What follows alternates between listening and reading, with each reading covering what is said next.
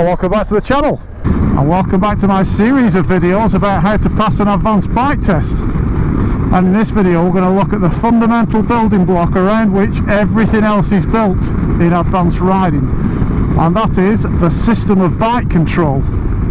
So let's start by taking a look at the system, what it is, how it works, and how you can apply it flexibly to any situation so that you have a consistent approach every time you're dealing with a hazard or something on the road that you need to deal with.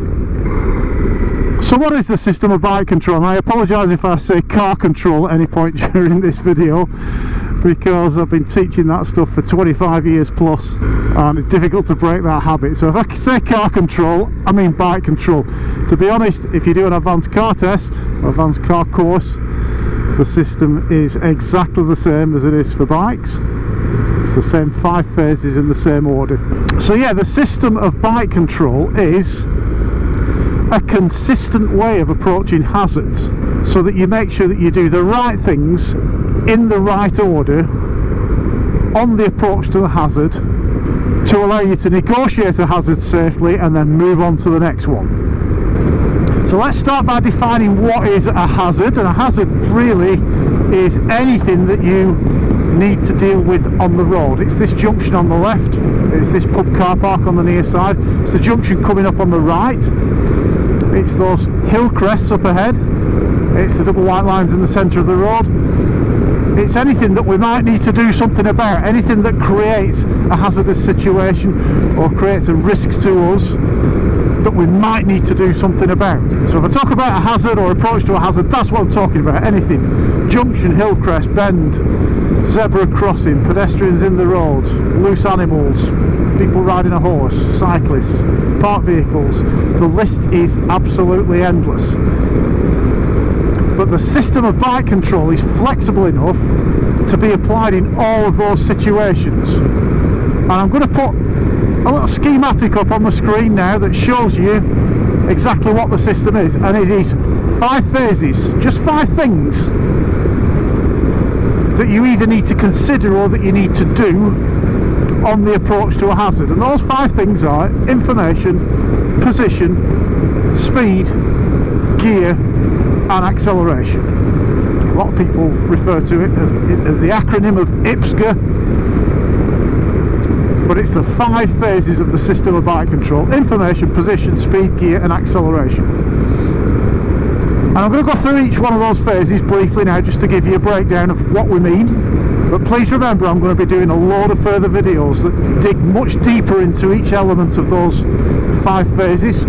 So on the speed phase, for example, I'll be looking at braking and acceleration sense. On the gear phase, I'll be looking at how we change gear, when we change gear, what is an appropriate gear to change to. I'll be doing detailed videos on positioning. I'll cover all of it, but this is an introduction to the system of bike control, and I'm going to give you a demonstration as to how we use it. So let's look at those 5 phases to start with. The latest version of Roadcraft describes it as an information phase and 4 action phases. So I'll explain what that means. The information phase runs throughout the system, and there are 3 things that we do with information. We take, we use and we give, or we give it a tug if you want the acronym. So we take information, we use information and we give information. What does that mean? Well, first of all, we take information in. Everything we do, every decision that we make, if you think about, I suppose this is the same way that computers work, isn't it? They take information in and they process it, but you've got to put the information in to start with in order to get the right outcome. So on the road there is a wealth of information available to us. The majority of it is out there for us to see and out there for us to look at, and I will do a detailed video on how to look down the road, how to use your observations, where to look, because it's a really important part of advanced riding. Now it sounds fairly obvious. We take information in through our eyes by giving good observations and scanning and looking around, but there are other sources of information to us as well. Hearing, for example, we might pull up to a junction with a limited view. we might not be able to see, but we might be able to hear vehicles approaching. We certainly hear vehicles with sirens on approaching. We might hear somebody else giving a horn warning. So we're not just using our eyes, we're using our ears as well. Our sense of feel and touch is very important on the bike. The bike is alive underneath you. It's to me, it feels like a living, breathing thing, and it communicates with you. You can feel imperfections in the road surface. You can feel how much grip or otherwise the bike has got in a corner, and what effect your application of the gas is having on the bike mid-corner. That's feel, it's touch. So we're using our sense of touch as well. But we even use our sense of smell on the bike, especially. If you get a whiff of diesel, well, that really gets your attention, doesn't it, on a motorbike? We're looking for that rainbow effect, especially on a wet day. We're looking for where that diesel spillage is, because we don't want to put our tyres on it. So there's loads of ways that we take information in, and I will talk, like I say, in a future video about how we use observations, how we look in the distance, etc. So that's taking information. Second element of information is using it. What we mean by using it is that we use that information to formulate a plan. Now, planning is one of the most important, if not the most, I think, important element of any advanced riding or driving course. Planning, working out what you're going to do before you get to a situation, having a clear plan in mind, maybe even a secondary plan as well, in case your first plan doesn't come off. And I will do a detailed video, like I say, about observations and planning. For planning, we base our riding plans on three things: what we can see, what we can't see, and what we can reasonably expect to happen. I'll go into a lot more detail on that in a future video.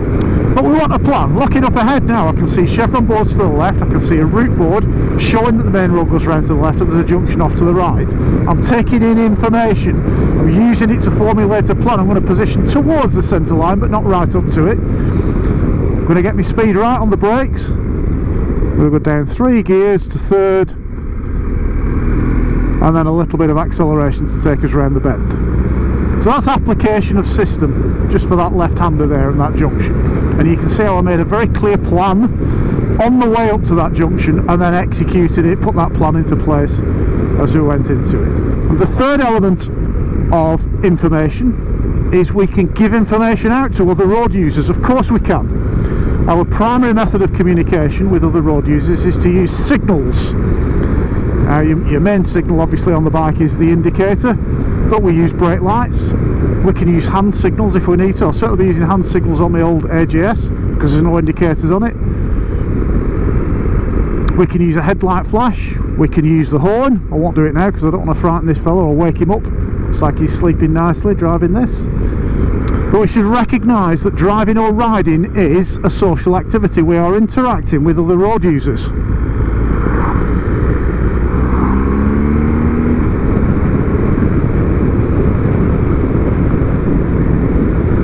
And it's important that we share our plans with them. We let them know what we're going to do. We give a signal in plenty of time. Information runs throughout the system. So if we're approaching a hazard, we continually take in, using and giving information. And the system is flexible enough to recognise that as you get closer to a hazard, information changes. And as a result of that, you might need to change your plan. And if information changes, it allows you to go back to an earlier phase in the system. So that's the information phase, runs throughout the system, take, use and give, to give it a tug. The next phase of the system of bike control is position. And we've got a lot of options on the bike, haven't we? I will do a detailed video about positioning and how it relates to advanced motorcycling. But essentially, a lot of people will talk about position 1, which is there to the near side, position 2, centre of the lane, and position 3, which is towards the centre line. And by moving our position around within those 3 positions, we can position for safety above everything else. That's our biggest priority when we're riding, to position for safety. But we can also position to improve our view down the road, our view into corners. We can position to start to straighten corners out, so that we're taking as large a radius as possible and keeping the bike as stable as possible through corners. And we also position so that other people can see us. It's really important that we're seen on the bike.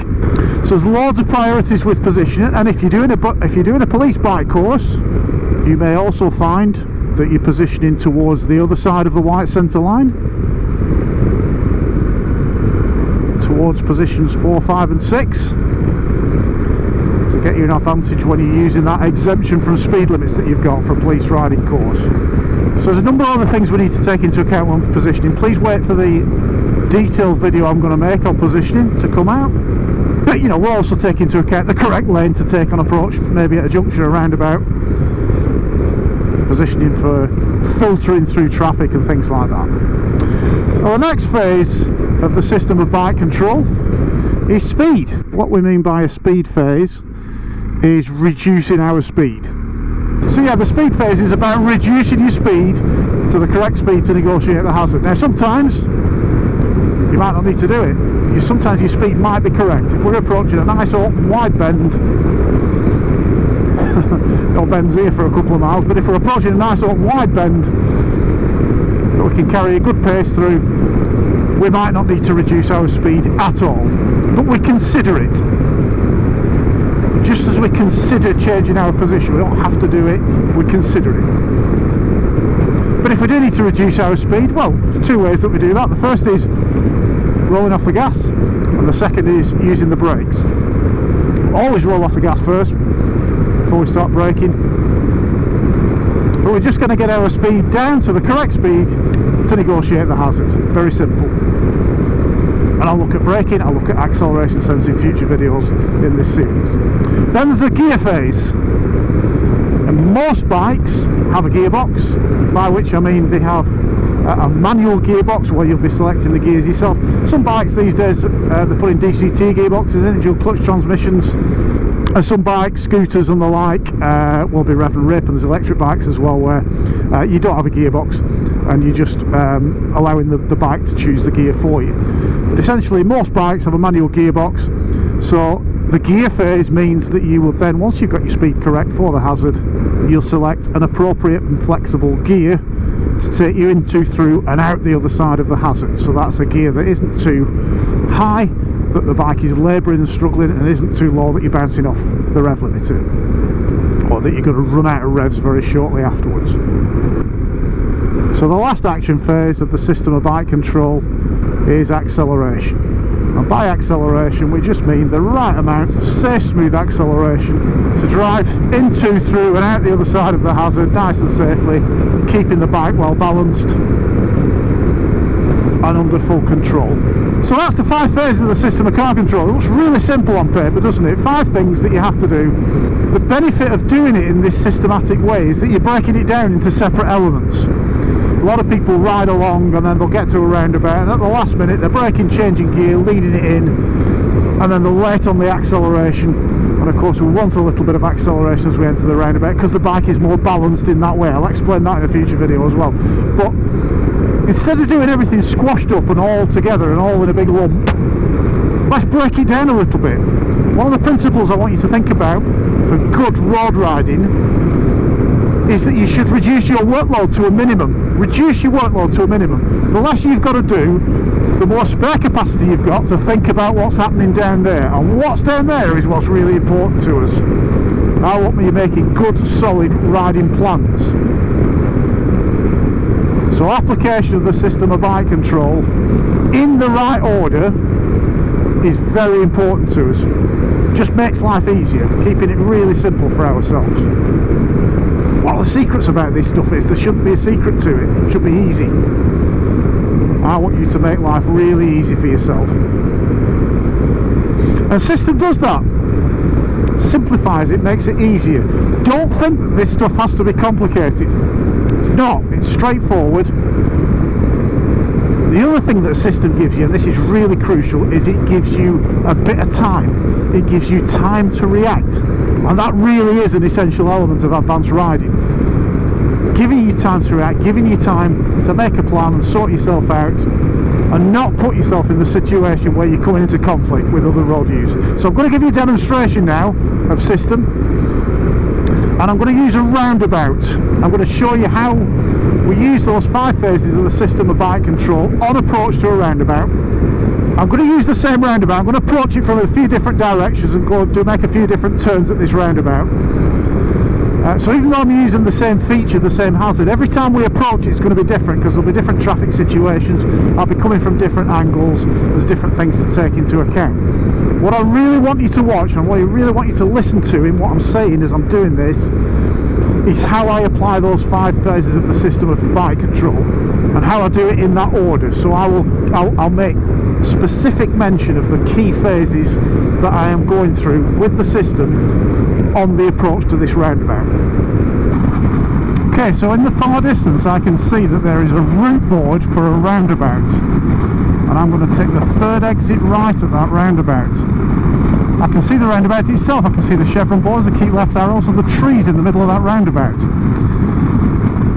So on approach I am going to put a signal on, because there is a vehicle in the distance behind, and then I'm going to take a position towards the centre of the road. Now I'm on the speed phase, on the brakes.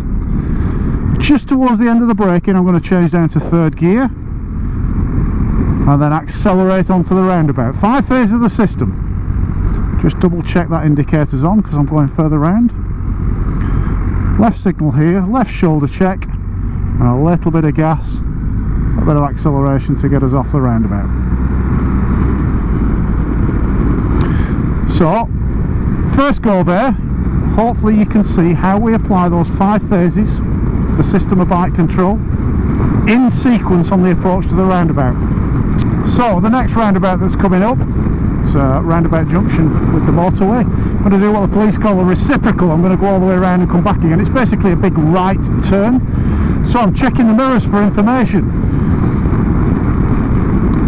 Remember, at the roundabouts we are planning to stop, but we're looking to go. I've taken a position towards the centre line and I'm rolling off the gas. I'm going to put a signal on there for anybody on the roundabout. I'm on the speed phase, on the brakes, down 3 gears, and then rolling onto the roundabout with a little bit of gas just to keep it balanced. I'm going to reapply the signal just in case anybody's coming up there that I haven't seen. Remember, if you're in any doubt, put on a signal. I will do another video about signalling on the bike. Cancel that signal now, move my position towards the near side, and after I pass this exit I'm going to put a left signal on, left shoulder check, and a little bit of gas now to leave the roundabout. So again, hopefully you can see there I'm applying those 5 phases of the system of bike control in order on approach to the roundabout.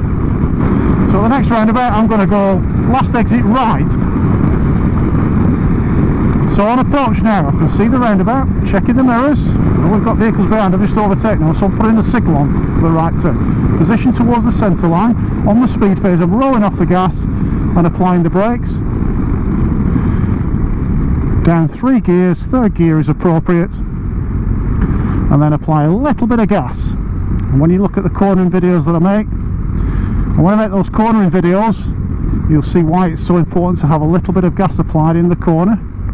Left signal now, left shoulder check, and a little bit more gas to accelerate briskly away back up to the national speed limit, which on this road is 60 miles an hour. So this time we approach the roundabout, I'm going to take first exit left. Down in the dip again, I can see the roundabout. I know now with a bit of local knowledge it's that clump of trees, and we can see across the hedge line there's a keep left sign, and I've got the route board for the roundabout now. It's a bit worn out, but it is the route board heading towards the motorway. So I'm checking the mirrors. I can't see anybody who'll benefit from a signal, but there might be somebody there, so I'm going to put a left signal on. I'm going to take my position towards the near side, and on the speed fade now I'm going to roll off the gas and then brake until I've got the appropriate speed. Just towards the end of the braking I'm going to take 3rd gear, a little bit of gas again just to balance the bike nicely, and then accelerate smartly away. So we're going 3rd exit, this roundabout, Carlisle Penrith A6. Checking the mirrors for information, taking a position towards the centre line, on the speed phase now on the brakes, and I'm going to wait this time. Remember, we're planning to stop, looking to go, and we're going to have to slow down for this van. Just get the gear now. And the plan there was to enter the roundabout nice and smoothly just behind the van. You can see how that plan came off.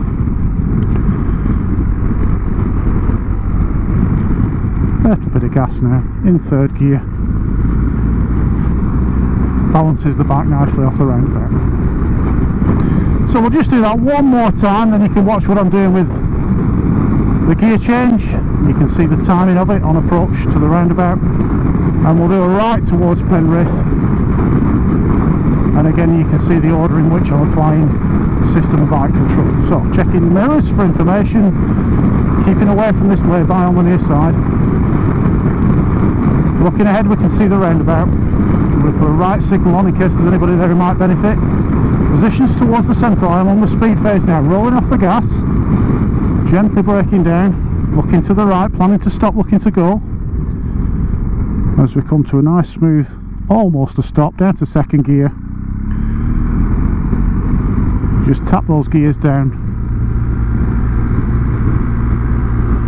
keeping an eye out for anybody who might be looking to enter the roundabout. Left signal now, breakaway signal comes just before the exit that we want to take. Bit of acceleration to leave.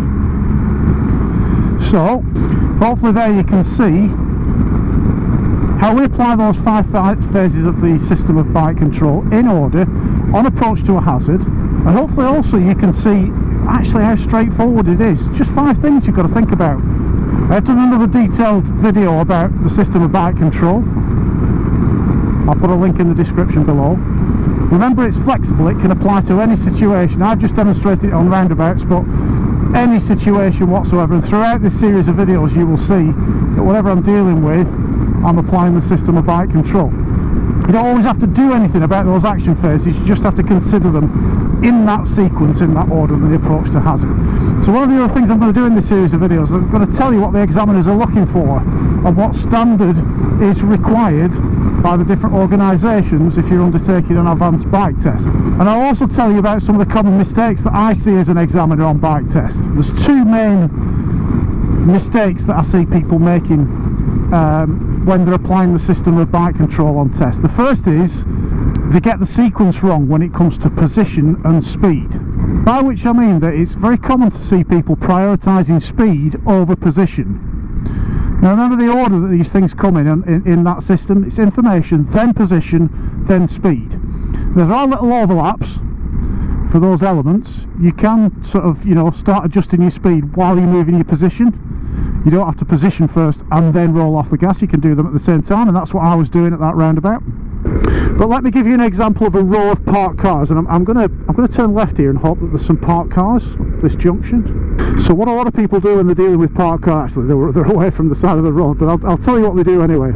I see this very common this on advanced bike test. So they'll approach a row of parked cars and they'll immediately slow down. Move away from that door there. They'll immediately slow down. Their default action is to see what they see as a hazardous situation, a row of parked cars which we need to negotiate, and the first thing they do is roll off the gas and brake. Then they move the position and have a look to see if they can pass these parked cars. Then they take a gear and accelerate past them. But if you think about what they've done, their system is out of sequence. They've gone information, speed, position, gear and accelerate. And it's not speed before position, it's position before speed. So the correct approach generally to a row of parked cars, let's see if we can find any on the near side up here and I'll show you what I mean. The correct approach is to, if you can and it's safe, adjust your position first. They're all on the offside. Some cars on the near side here. So cars up on the near side there, I'm thinking about passing them. At the moment I'm keeping a position towards the near side because of this row of cars on the offside and the fact there's a junction on the right, somebody might pull out of it. But my first move now in dealing with these cars is to move my position. I'm not slowing down first, I'm moving out. Then I can see, once I've moved out, I can see that my speed's okay, my gear's okay, and I don't need any additional acceleration to get me past. So the only thing I've had to do is move the position. So remember, it's position first, don't get that in the wrong order. And the other thing that I see people doing regularly on advanced bike test is taking a gear to slow the bike down. Now we'll do a more detailed video about acceleration sense versus engine braking. Acceleration sense is good, engine braking not so good. But very briefly, remember, if you take a gear to slow the bike, you're only slowing the back wheel. and we're not making best use of this really good braking system that we've got on a bike. You need to slow the bike down, use the brakes, and do it in order. So on approach to these traffic lights now, what I don't want to see is a couple of gears down and second gear to slow you down. What I actually want to see is you rolling up to them, braking, and then changing down towards the end of that speed reduction phase. So those two things are really important. Make sure you're doing this stuff in the right order. If I'm examining you on a bike test, what I'm looking for is brake lights before I see your left foot on the gear. If I see your left foot change down a gear or 2 gears and then the brake lights come on, I know that your system is out of sequence and it's out of order. The other thing I like to cover in these videos is just a little breakdown as to what the examiners are looking for in each of the different organisations and the police. So let's start with IAM and ROSPA. If you want to get a pass with IAM, or you want to get a bronze or a silver with ROSPA, then you need to demonstrate that you can fairly consistently apply the system of bike control. That's considering all the phases in the right order, doing things in the right order. Now, you can make the odd mistake here and there. We're not horrendous as examiners, we do forgive the odd mistake, but if you want to pass, you've got to show a level of consistency throughout the ride, that on the whole, you're doing things in the right order. If you want a good pass, however, with one of the civilian organisations, and by a good pass I mean a first at IAM Road Smart, or a gold at ROSPA, then you need to really consistently throughout the ride demonstrate that you're applying these phases in the right order. So if you want a gold or you want a first, certainly if you want a first from me on IAM test, I don't want to see speed before position, and I definitely don't want to see gear before speed. Very important that you get those things in the right order. For the police, well, don't forget, you know, you're going to be doing several weeks intensive training. From the examiner's point of view, there isn't really any excuse when it comes to test for your system not to be right. It's one of the first things your instructor is going to cover with you, and it's one of the things they're going to be looking for consistently throughout the course and on your test at the end. So for either a police standard or a police advanced bike course, crisp, accurate, consistent application of system is important. If you can't do that, you're not going to pass the test. And remember, in the police, those courses don't come around very often, so put the work in, put the effort in, practice, practice, practice. And the same goes for the civilian test. You know, practice is key with this stuff. The people I see struggle the most are the ones who don't ride very much. Now, I'm not telling you you have to ride all the time, but don't just wait for your observed rides on a Sunday morning. Get out and practice. So, hope you've enjoyed this video, hope you found it useful, got something from it. If you've got any questions about system or anything I've talked about in this video, put them in the comments section below. I do try and get back to everybody. Might not be straight away, but I will try and get back to you. Do us a favour, subscribe to the channel, give us a thumbs up. That all helps. I don't know, there's an algorithm apparently that YouTube uses, and that really helps the channel if you do that. Remember, look out for the green thumbnails for this series of videos, how to pass an advanced bike test. And I have a website as well. Go and have a look at my website, ragelocal.com. There's loads more information there about advanced and performance driving and riding, information about the books that I've written, and how you can get a day's driver or rider coaching with me if you fancy a drive out or a ride out on some of these roads. And the weather's getting nicer, why would you not? But yeah, I hope you've enjoyed the video, I hope you got something from it. Thanks for watching, we'll see you next time.